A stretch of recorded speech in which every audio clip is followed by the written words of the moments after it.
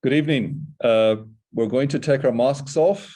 It's my pleasure to welcome you to our fourth Kyalami Schools Lekgotla. Started in early March, then another at the end of March, then we had one shortly after we returned to the term back on the 12th of May.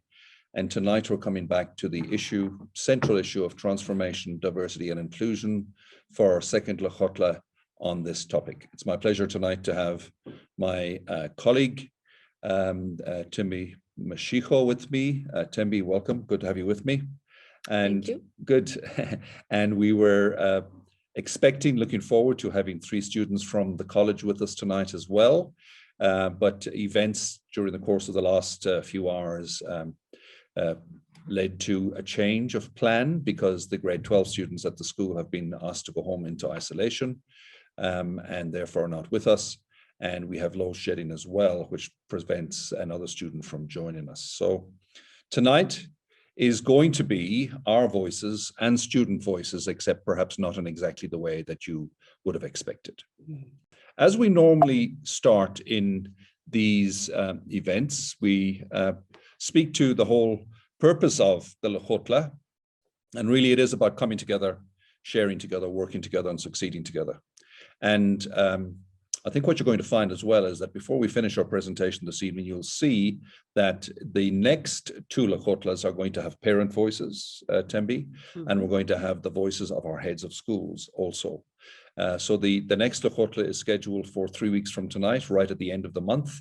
And I think on that occasion, you should expect to see Noel Hillen from BPS, David Halla from KPS, and Danny Mickle from Bolu College, who will be leading the conversation and the engagement with parents. 3 weeks thereafter, we expect to have our first parent Lekgotla, and that's going to be interesting because it's going to be parent voices speaking to a largely parent audience, and that's exciting. So in this context here, we have started in the last 2 Lekgotla. We've started with some progress in terms of issues that came up in the previous. And this topic of inclusivity in literature and media has been really important. And just to say, you can see there that there has been quite a lot of work done in all of our schools, actually, both the 2 nursery schools, the 2 preps, and in the college in terms of dealing with this. Parents, when they have been engaged, have really appreciated the fact that we're asking questions, maybe sometimes for the first time, in a really authentic manner. And the suggestions that have come through have been taken on board. So you'll see there that there has been quite a lot of development in that side, and I sincerely hope that that's going to continue. In our first transformation and diversity and inclusion Lekgotla, we spoke of the process, and that would be understanding in context, in the context of where we are in the country, in the context of where we are specifically at this time in the world at large, actually, but also in the context of where our Kyalami schools are and how they have also transformed hugely in the last 5-6 years, and how that change is particularly at student level and at parent level, but not necessarily reflected at management level or at staff level to the level that we want. There's also a huge need for advocacy on this one, and that's all about messaging to the school community. And I think we've worked pretty hard on that this year, but it's only just starting. And then there's institutional change, roadmaps for our staff, management change, structures, policies, etc. It's quite technical, and that's something that we really are beginning to get into right now. And then Thembi, the last point, which is very close to your heart, which is individual change and development, which is a personal change process, mindsets, heart change, etc. And that is something that we've already started even last year at the college, but we started in a broader context with management across all the schools this last term. And as we said last time, these 4 issues are not necessarily on a sequential kind of basis. They happen at the same time and can be actually across one another all the time. So it would include, and I don't want to overstress this because we're going to be coming back to this later on in the process itself, making progress of diversifying the composition of our teaching and management teams to reflect, more broadly reflect the student population. And that will be done in a way that is thoughtful and will increase quality and outcomes in our schools. We're not doing it for the sake of doing it. We're doing it because we want to improve. Developing staff to be aware, receptive, appreciative and respectful of differences, and to be open to different ideas and to lead by example. That process has also started, and that will be an ongoing process. And I'm not sure we're ever going to get to a place where we can say it's finished, because that process is forever. Developing and teaching a TDI curriculum. Thembi, do you want to maybe speak on that quickly? Yes, Tom, I think it is very important to have a curriculum for students, because students also need to know about this work and know the importance of treating each other with dignity and respect, irrespective of their particular identities. Because some of the areas of development are between students and the things that they say to each other, and knowing what they say to each other and having the broader context of the South African community and our history is very important to getting ahead in terms of that knowledge. And it is also about facilitating courageous conversations between staff and students and students, to prepare them for the world beyond school. Because we are preparing them for the bigger world, and we cannot hide them from the realities of the world. And it is also, of course, ensuring an inclusive institutional culture characterized by fair processes, equity, and reasonable accommodation of differences. Very good, thank you. We had an excellent Kyalami Schools board meeting this night, last week, actually, exactly this time we were sitting in the board meeting down at Kyalami Prep School. And the board have given us a full mandate to carry forward this process, and this is what we're sharing with you tonight. So essentially, we drew out a broad plan and a timeline for our board in terms of what would happen. And it's described in that diagram in front of you there, establishing an interim TDI task team. And that will mean that myself and Thembi will be communicating with you directly by email, and offering invitations to you to get involved with us and to become part of that task team. And that starts pretty much now, if you like, in the next couple of weeks. Once that task team gets together, we're going to be talking about key issues of concern. And then we're going to go into a process of bringing more people on board, because it's huge work, this, eh? Yeah, too much. It is, yeah. And from that point of view, there's going to be a TDI policy and plan, and then the consultation of stakeholders, current parents, past parents, alumni, current students, staff, other interested parties, etc., will be ongoing during the course of June, July, and August.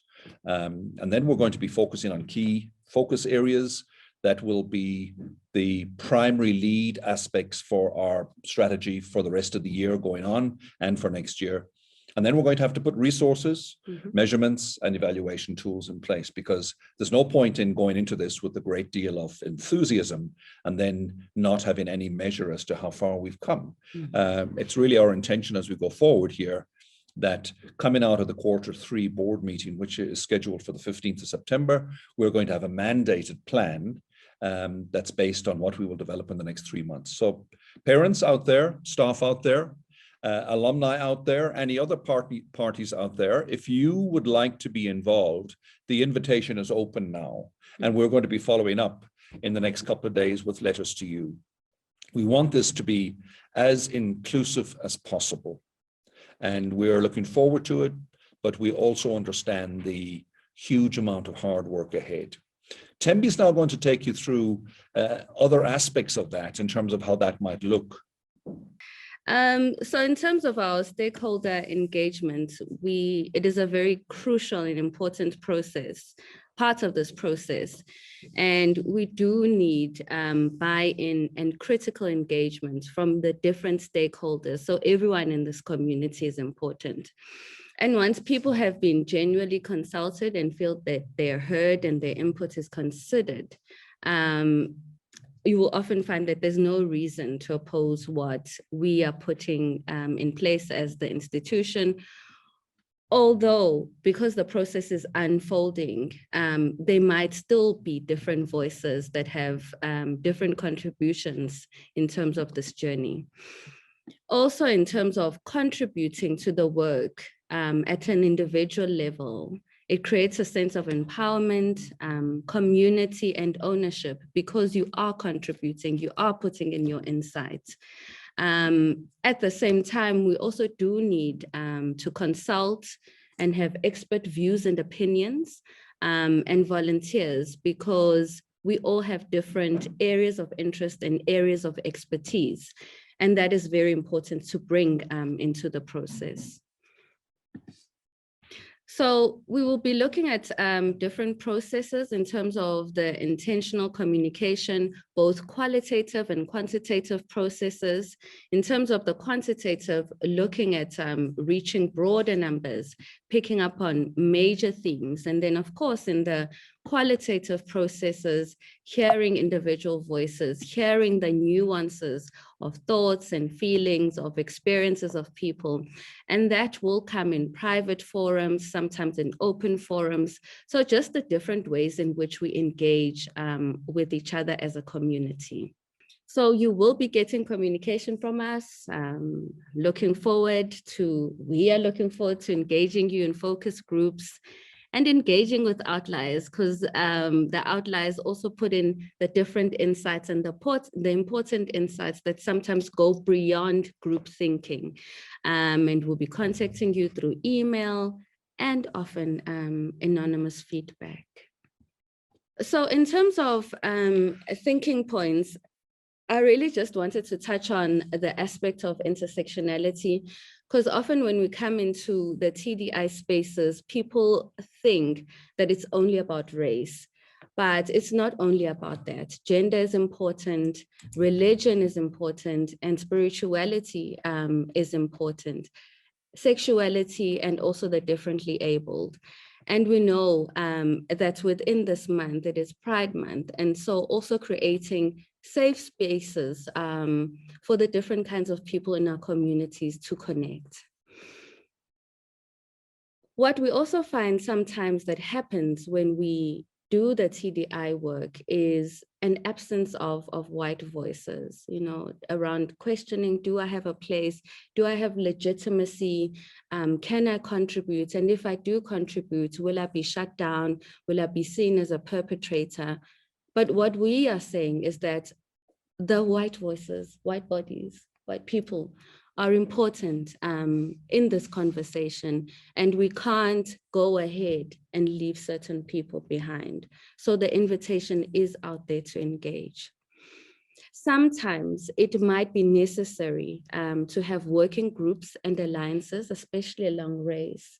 Because what I've found sometimes in this space, especially when you are engaging with Black staff or Black parents, there might be a lot of censorship when it comes to authentic experiences around race, when there are white people around. And sometimes Black spaces can facilitate richer conversations that will contribute to the bigger picture. And sometimes it is also necessary to have white spaces where you can also engage with the complexities of whiteness without having the burden to censor yourself or speak in a particular way because I'm here as Thembi. We do have to acknowledge that education spaces are sites of resistance and growth, because there aren't a lot of spaces where we can engage with these topics. So we cannot run away from digging deep into the work, and we are welcoming it. Student voices. We were really hoping to have our students present here with us, sharing their voices, but unfortunately, as Tom said, there were complications. So in terms of the student voices, these are the thinking points that we put together. What are your thoughts and feelings in relation to race issues, racism, prejudice, and discrimination, generally within Bellew College? What are the further areas of development within the TDI framework? And what role do you want to play now in the present as a student and in the future as alumni? So we had 3 students, Palesa and Kimberly, who are both involved as grade 12 counselors in the Embracing Differences committees. And we had Lehumo, who's in grade 11 as an ambassador. And we've had meetings in different forums with them in the last 2 weeks, and they really have powerful young voices, voices that have lived through this experience here at the college. And it hasn't all been perfect because we've made missteps. We've done things perhaps before we should have done. We've done things without full consultation. We've made mistakes, but there's no doubt that the feeling among the students in the school in general is one of having a degree of agency, having input, having a sense of being able to make a difference. And they are devastated as well that they couldn't be with us tonight. But what we did do earlier this afternoon, when we realized that it wasn't going to be possible to have the students with us, we actually asked them to give us answers to the questions. And those questions, as Thembi has read, relate to race issues at the college, as well as future areas for TDI development, and also perhaps their expectations and hopes and ideals in terms of what it might look like for the rest of their time at the school, and indeed when they go on to be alumni of the school themselves. And Lehumo was able to come and join us earlier on, and she had to get home before 5 o'clock. And I'm now delighted to be able to play this video that we took about an hour ago, so that you could actually hear and see one of the student voices, even if it's not all 3 of them. Dumela Lehumo, please introduce yourself. Okay, this is Thembi. My name is Lehumo, and I'm a student in grade 11. What are your thoughts and feelings in relation to race issues, racism, prejudice, and discrimination generally within the school? I feel that racism, prejudice, discrimination shouldn't have a place in the school, mainly because we live in a world where there's so much internet and technology. So everyone has access to information about the people they surround themselves with.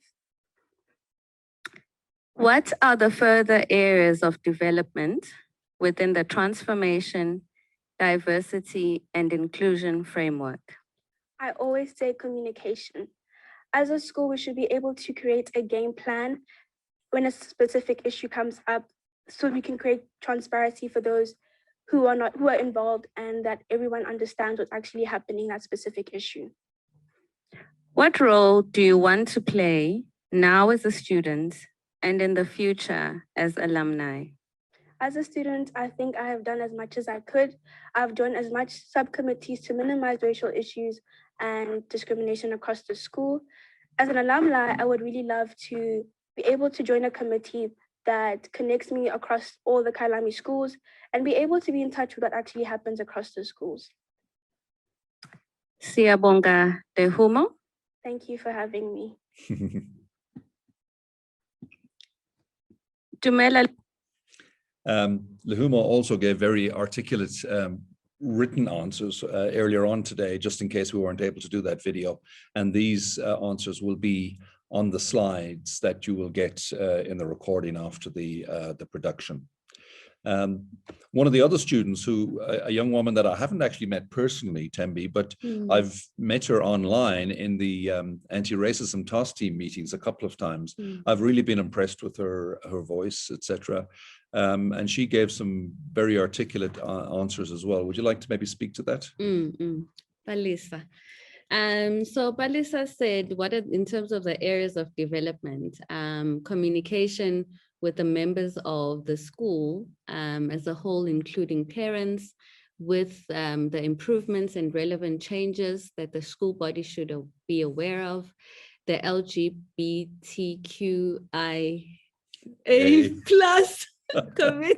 subcommittee should be spoken about more specifically on the use of the boys and the girls, as this lacks inclusion of individuals who may be non-binary, and also the use of correct pronouns, as an individual goes by him, he, she or her, they or them, and encouraging teachers to ask students the pronouns they go by, Also, new students and the junior grades should be made more aware of non-gender specific bathrooms by the reception area. And before we leave this particular issue, I think there might well be a few questions on LGBT tonight, in the sense that it has been a relatively topical issue at the college. As I say, as you said earlier on, it is Pride Month, and there have been opportunities for the youth in the college to recognize that. And I think it's something that if there are many people in our community who have a degree of discomfort around issues of race and inclusivity, there is possibly the same, if not more, around issues of sexuality and gender orientation, etc. And I think perhaps it's something that we need to be really sensitive about. And some of the things that have come to me this week in terms of students at the college being forced or almost being bullied into participating in an activity or buying a badge, etc., hasn't gone down well, because you can completely undermine a good cause by a bad implementation or a bad attitude to it, etc. And I think we've seen that a couple of times here at the college in the last month or so, where some of our committees have come up with wonderful ideas, but they've gone kind of to implementation stage without going through a process of engagement and further inclusivity, to ask all the students, not just the committee, asking the staff, asking the parent body, etc. And that same process is one that has to be undertaken with the possibility of even changing the school prayer, for example, which again is considered to be something that maybe isn't as inclusive as it should be. But so many of these things speak to ethos. And I think what we're beginning to realize here is that this transformation, diversity and inclusion plan and the frameworks that go with it will have sections that relate to all of these themes. And once we have that in place, we'll be better able to navigate, Thembi, don't you think? Yeah. I do think. I think for me and leadership, Tom, what some of the struggles and difficulties are that sometimes the student population is like, but Sis Thembi, the school is moving too slow. You're not doing enough. What is happening? And then when we implement things or interventions, then the parents are like, you're moving too fast. You haven't consulted enough. But we do know that youth energy is often propelling us forward. So it has to be a balance of youth energy, elder voices, consultation, and really just communicating and transparency between each other. Yeah, very well put, actually, yeah. And then Pelesa's answer to question number 2, what role can students play? The students form a part of subcommittees is to bring forward the issues and then have the authority to ensure change. So what I'm getting is that students on some level, when they are part of subcommittees, they need to have some authority to ensure change. Students' roles is also to feel a part of effective change on social political issues within our school and community. The student roles is also to take what has been learned from their schools into their outside lives and to influence others to change, even externally, on their views of the world.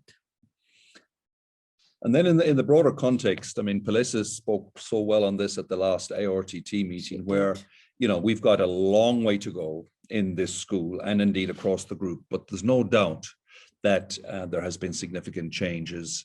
And as Pelesa says in this document here, in this answer or response, the school actively employs more teachers of color and gives students the idea that they have role models who look like them and who teach subjects such as maths and power subjects, if you like.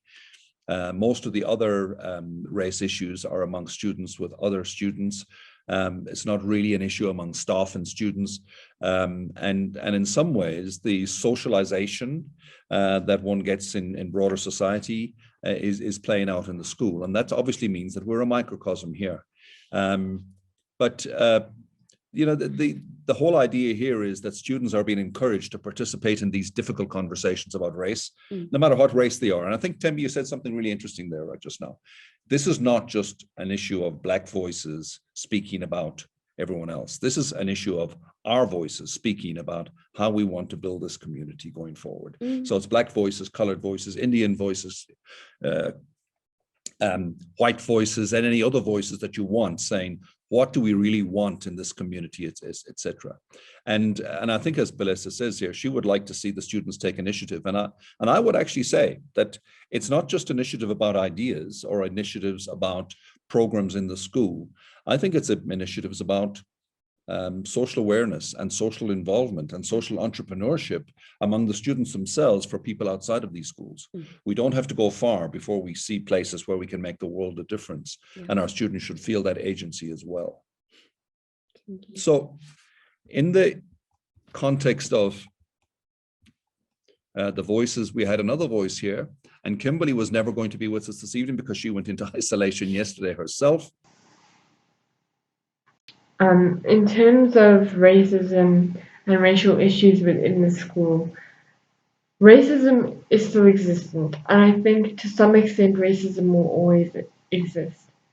However, from the feedback that I have heard of the ARTT and the different subcommittees and support groups of inclusion, is that the work that is being done is clearly seen and appreciated.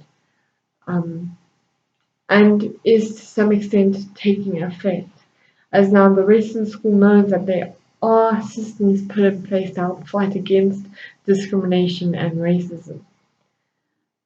And I know there's a lot of people that are grateful for the efforts and commitments of this team. The progress is empowering.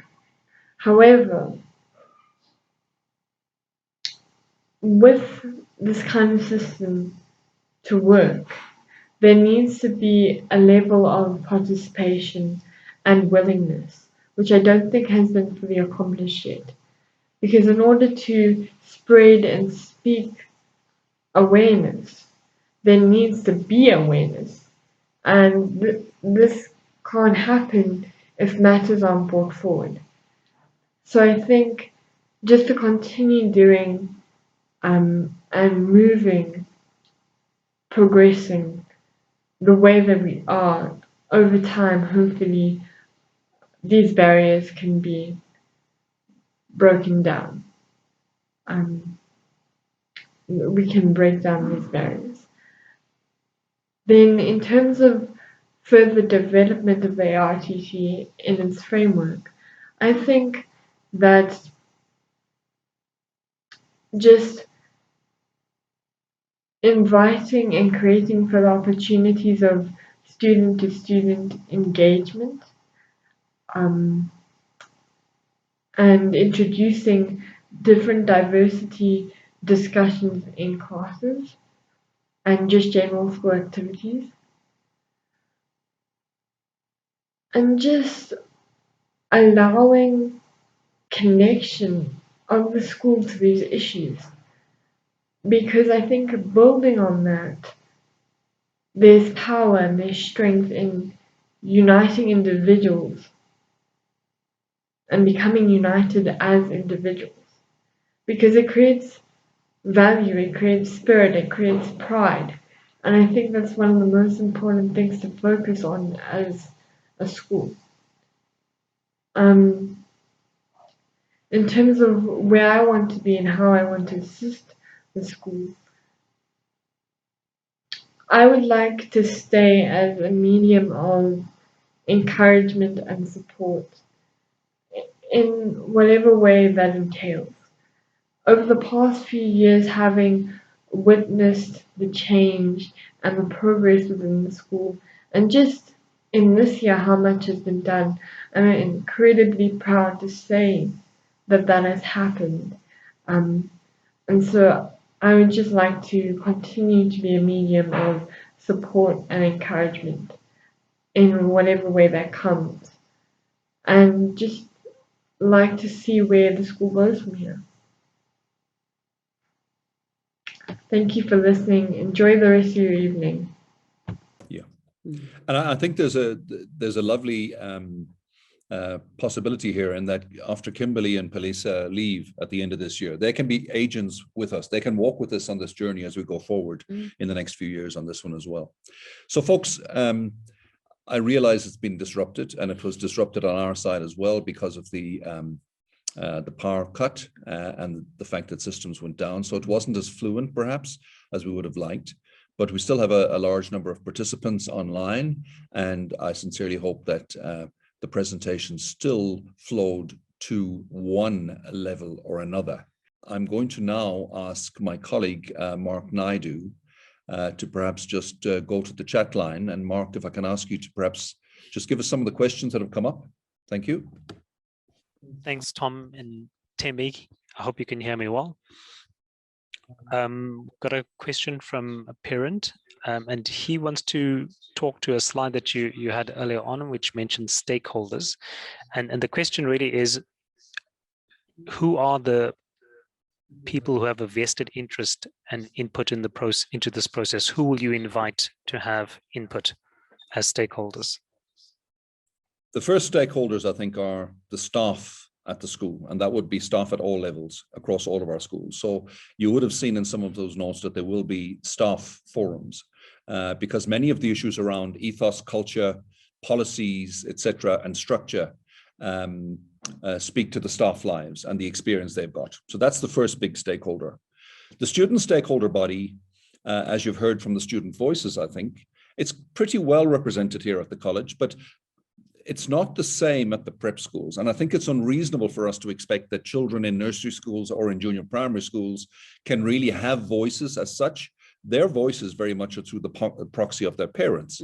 To a certain extent, that would also remain true at senior primary level. 11, 12, 13-year-old children are definitely getting a voice, but perhaps their parents still speak on their behalf more often than not. So I think parents have got a huge role to play, because the parents can reflect every level from nursery school right through to the end of the college, or indeed recent ex-parents can speak about their experiences too. So we have staff, we have parents, and we certainly have students at the college. Those are three major sets of stakeholders. We've also got people perhaps who've gone through the school, the alumni, and we certainly want to get their input on this as well, because they carry our message. They can help us to inform us from the past as to how things were in their time, how they like things to change. They can also give us a kind of a dipstick as to how well things are now or how different they are compared to what it was in their time as well. Staff, students, particularly high school students, parents, crucial and most important perhaps, and then alumni as well, I would think. Yeah. Thanks, Tom. Thanks, Thembi. Another question that's come through around the LGBTQI committee that's at the college. So the parent is aware that this is an existing committee and there is a big move to be inclusive and has no problem with that. However, the issue comes in when the committee seems to be moving around, coercing some children to buy badges and be involved in the process. And the parent wants to know, at what point does it become an unhealthy situation? It's around inclusion, and that's great, but her child feels almost like they're being bullied or coerced. Thembi, can you perhaps give some comment there? Thank you for that question. I think, as Tom had said before, we do not want this to be a coercive process. And if there are children that are being bullied, we will engage with those processes and really just, I think in the excitement of having Pride Month, some of these things are happening, but it's not a forced engagement. And we do realize that people have different sets of belief systems and religions. So it is not forced. I don't know if you want to add something, Tom. Yes, and I think clearly if that question's come up, and I've heard that from another source this week as well, it probably has done, because peer pressure can be exercised negatively, even in the pursuit of good causes.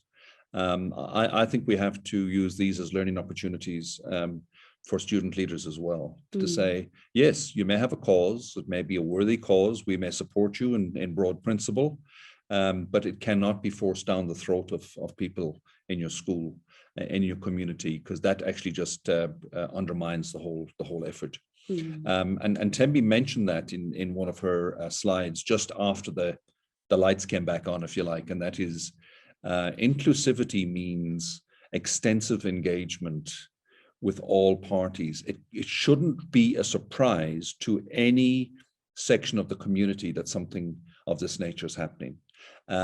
So when we get to that, we would need to know what the implementation protocols would be. And that's what I said as we finished off one of our last slides, and that is, once our transformation, diversity and inclusion plan is drawn up in the various themes, I think you'll find that there will be reference to the way we do things and how they should be done, and the process that should be followed in each case, so that it's not a free-for-all, as in, we've got a great idea, can we please implement it? I think there has been, and I think we can put our hands up in that respect. There has been an element of that, and that's got to be a learning opportunity for us going forward. And I can, to that parent, Mark, and to other parents who may have the same thing, I think we can give that assurance, actually. Yeah. And I was speaking to Mrs. Smiko earlier on, and she has engaged with the students that are within the committee to really just caution them on how to do intervention work, how to do awareness work, so that it doesn't infringe or become a point of peer pressure or a point of shame and embarrassment for other students, but really to create a safe space, even when we are doing the work of awareness. And there are learning and developmental areas in this case. But if there are further concerns, the parents are open to contact us at the school. The next question is around your earlier statement where we talked about stakeholders, and you mentioned that staff is a critical component of stakeholders. Do we include the auxiliary staff in that group of staff collective? This is a parent asking, how broad is the staff complement you speak of? Without a shadow of a doubt, all staff means exactly that. It's every single employee in the organization, the teachers, the administrative, the technical, and the auxiliary staff, because their lived experience is part of the culture here. Their day-to-day engagement with fellow colleagues is the way our values are lived out, and that will be done. And I would imagine, to be frank, in order to do it fairly, this is a case where a forum for our Black staff, where we can have multiple languages, we can have isiZulu, we can have Sesotho, we can have Sepedi, Setswana, whatever, being spoken and being used and engaged with, would be important. We need to make it easy for people to convey their heartfelt emotions in this respect. You'll find that that's going to be a major part of our intelligence, if you like. It's going to help us to see us as we really are, as opposed to maybe how we think we are in some ways. Obviously, there will be elements of the school going forward around curriculum that would be teaching staff in particular. So it's going to be segmented, but it's definitely going to be inclusive of all staff. And some of the work I've already started within the college, just engaging with the auxiliary staff.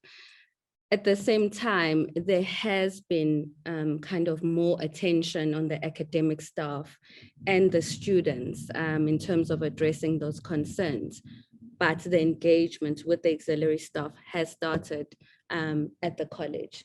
And I am planning more training and more spaces to open up their voices and connect with their experiences. Thank you. Another question that has come through is, what is the board of Kyalami schools? What is their stance in terms of the work that's happening now? Can you maybe talk a little bit about that, Tom? Well, the board took an active and leading role in the Racism Task Team, which was initiated almost exactly a year ago.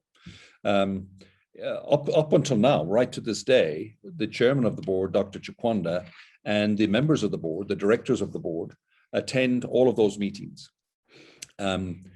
Board members do not attend any other meetings in the organization other than board meetings. And I think that's a clear indication as to how serious and how important our board views this.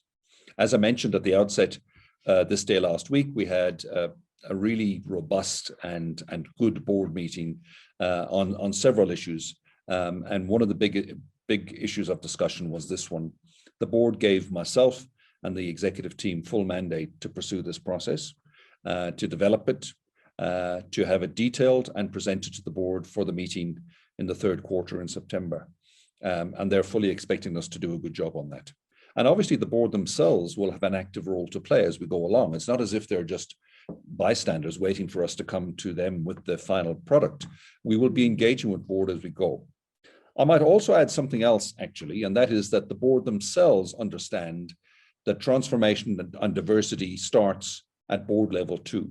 So tonight, I think I'm entitled to share this or extend this invitation, and that is that we are hoping that we can appoint 2 new directors to the board. There are currently 4 directors on the board.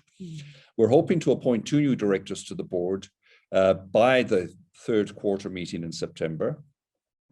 It's our sincere intention to have both of those directors being Black South Africans and possibly Black women South Africans.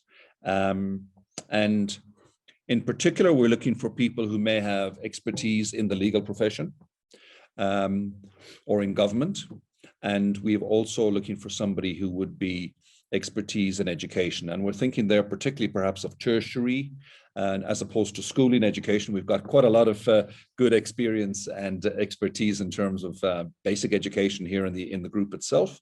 So if you might be interested in that, that's also going to be part of the letter that you're going to get from us towards the end of the week. And that is, we're going to be inviting expressions of interest from members of our community. And again, it can be current parents or recent past parents, perhaps, who might be interested in coming along and serving with us on this journey, with a view to possibly being nominated and being approved for attendance and full voting rights in September.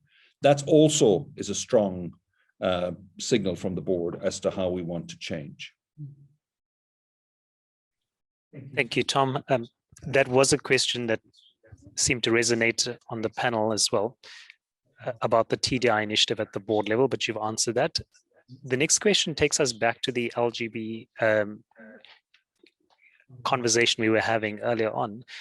This parent would like to know, is there a plan to have more conversations with more clarity, context, and understanding, and consultation with parents, and even education for the parents at a primary school level, especially the 2 preps, because we risk the chance of parents not understanding the entire context from a cultural perspective, from a religious and family perspective. So there's a call for more engagement with parents, especially at the primary school level. Can you maybe speak on that? If I may start on this one, Thembi. There's an example of this kind of engagement going on as we speak. And that is that the college itself, through the ARTT, looked at issues of hair and dress codes, etc. And allowing for the fact that during this COVID pandemic time, our schools, like most schools, have not been particularly concerned about the hair, etc., because we understand that students have been home for a long time, etc. So we've been we've got the same rules, but we have not been particularly officious about implementing them.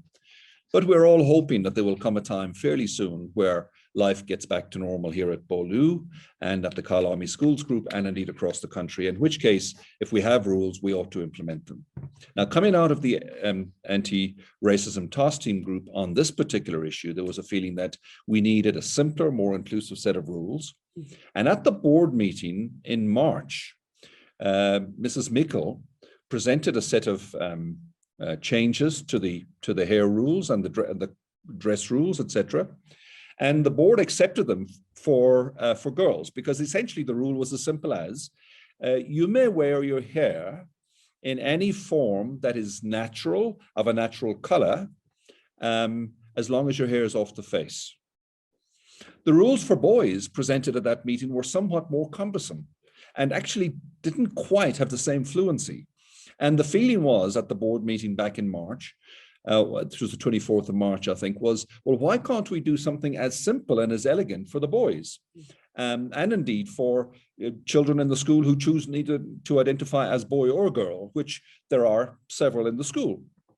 And that went back to Mrs. Mikkel and her team, and it went back to the ARTT team, and Sis Thembi was involved in that as well. And what's come back to us subsequently is that we actually think that the rules should be the same for both. And that is, whether you identify as a boy, as a girl, male or female, or you're non-binary, that as long as your hair is natural or of a natural color and is off your face, we're comfortable with that. Now, the board said to us, but please make sure that you do full consultation, because this is a radical shift. And the way things are at the moment is that myself and Mrs. Hillen and Mr. Halla, the principals of BPS and KPS respectively, we've drafted a letter this week, which I believe is due to go out tomorrow, on exactly this issue. And that is, this is what's happening at the college. This is the context in which it's happening. We understand that it may have an impact on how you view the college. It may even have an impact on how you might see the college as the future destination for your younger child, for example. We'd like you to speak to us on that, please. So we've drafted the letter. The letter is due to go out tomorrow, I think, under the name of the two prep school heads. Mark Naidu, who's facilitating and producing this event tonight, has also done a short survey that I think will be linked in at that. It's not intended to be a snap survey necessarily, it's more of an engagement. If you've got particular perspectives on this, we'd love to hear from you.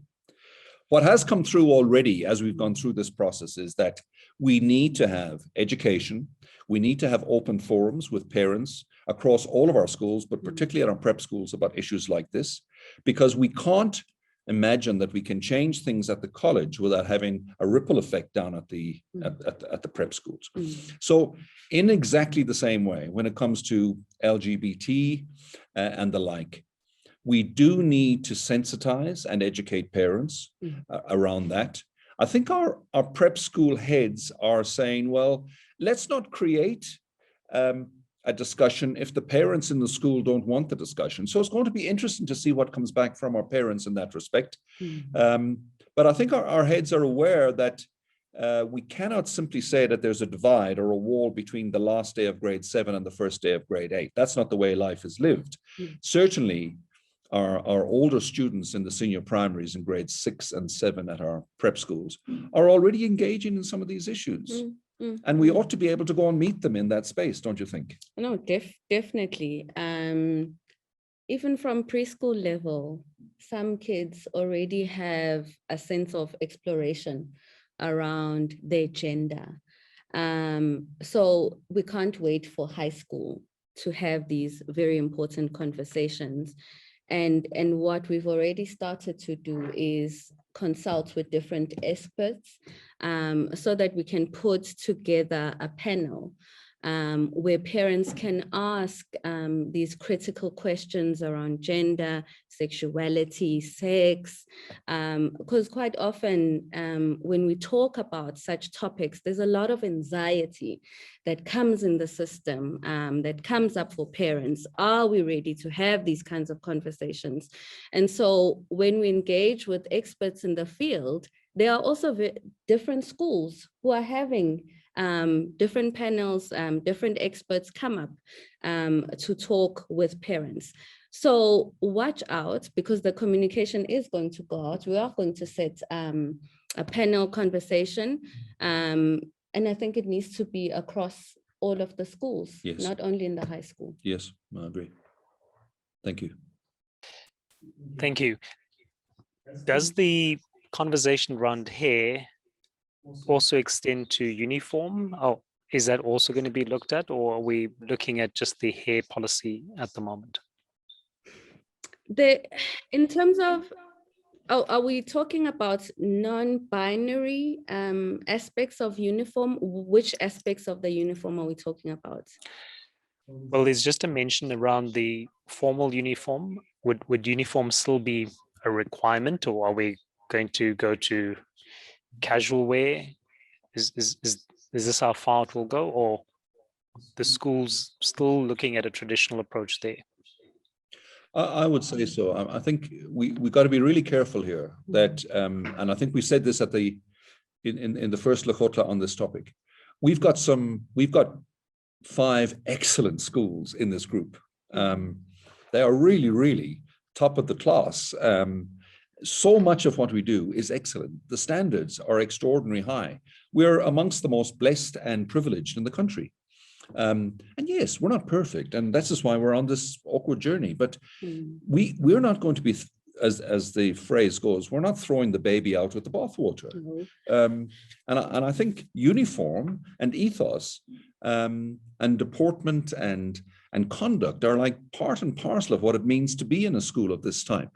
I would like to think that long after we've completed the tough parts of the early parts of this journey, that there will be an identifiable Bolu child or Bolu college matriculant or whatever it will be. There'll be a kind of attitude, there'll be a particular kind of manner, and maybe also you'd be able to recognize them by the uniform they wore or the sports kit that they wore.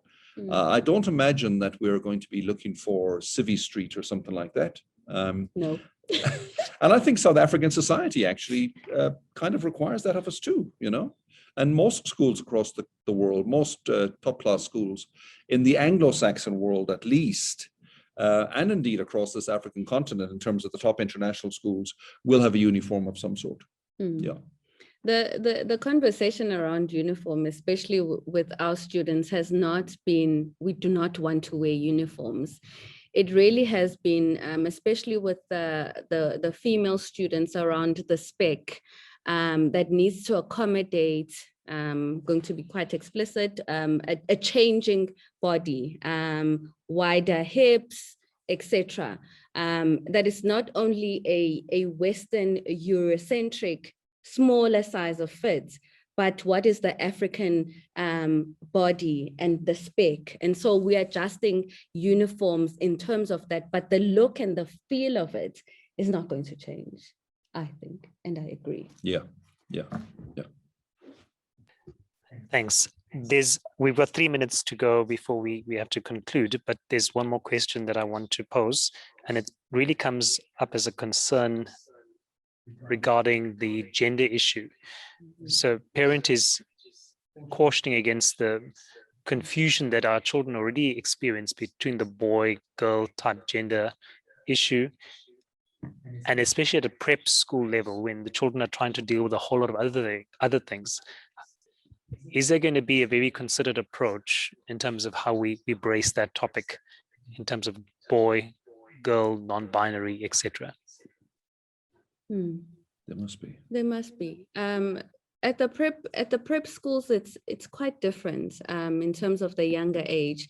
And I think here it would really be more addressing the parents and seeing what are their concerns, areas of exploration, areas of development, but also just from an observational level, looking at the younger students, how they are in class, if there are particular children that are outside of the spectrum, if I can put that correctly, or exploring their gender, how can we help them along so that they don't feel conscious? So it's not about this is our agenda and this is what we're putting through, but what are the needs of our population, and how can we get our students, our parents ready with the evolving needs of our children and our students?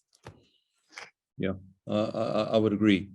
And indeed, the question was put for the prep schools. There's the same degree, I think, of sensitivity required at the college too, because there are 15-year-olds at the college or at any high school in this country who perhaps developmentally and socially and emotionally are more like 12-year-olds. And then there are 15-year-olds who are socially and emotionally like 18-year-olds. I mean, you get a huge diversity in terms of developmental stages in a school, and a conversation that's perfectly appropriate and comfortable for the one child, maybe quite discomforting for others, even at a high school level. And I do think the way these things are done is of primary importance. And I think we can give assurance that we are not going to be going in with clumsy feet trying to implement these ideas or create confusion among children at any of our prep schools, nursery schools,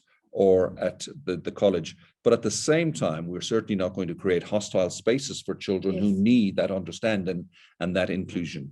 Yeah. Thanks, Tom and Thembi. That's it from my side in terms of the questions and the parents that have raised these. You're welcome to conclude on your side. Well, thank you very much. Thanks to the production team who've been with us through all of these Lekgotlas so far. And as I said at the start, today was unusual because we had different circumstances. And I sincerely hope that it didn't completely spoil your experience back on the other side. We are looking forward to this journey. As that slide in front of you now shows, diversity is having a seat at the table. And yeah, if you look at the seats in our classrooms, the student seats, etc., there's a broad diversity. There's no question about that. I think increasingly, particularly at the college, we've got inclusion in the sense that more and more of our people have got voices. I think from what I've seen from our parents, and this is one of my driving forces here, is that perhaps the inclusion doesn't exist to the same level among parents, that we need to have parents having far more agency to speak with us. And perhaps the most important thing of all is that if we get the diversity converting to inclusion, then we have a chance of being able to get to belonging. And that's really what we want. We want every child and every parent and every family who is in this school, who will be in this school in the future, and who has been in the school in the past to feel that they belong here and that they are proud to belong here, actually. And that means that the voice you've got is actually heard and is acted upon. So these Lekgotlas are exactly around that. And we're inviting you to look out for our mails before the end of the week, to please engage with us, and let's start this process. The next Lekgotla is on Wednesday, the 30th of June. And we don't have a particular theme at this stage, but it might well be just an easy question and answer with the three heads of the college and the two prep schools. We're not going to include our two nursery school heads at this stage, and maybe just have a question and answer back and forth. We might even ask you maybe to send us some seed questions up front. And then we're going to have some parent voices, because I think it's essential that parents hear parents. So hopefully that's going to take place 3 weeks after that, sometime towards the end of July. Thembi, thank you. It's been a pleasure doing this again with you. Siyabonga. Okay. Good night to you all. Good night.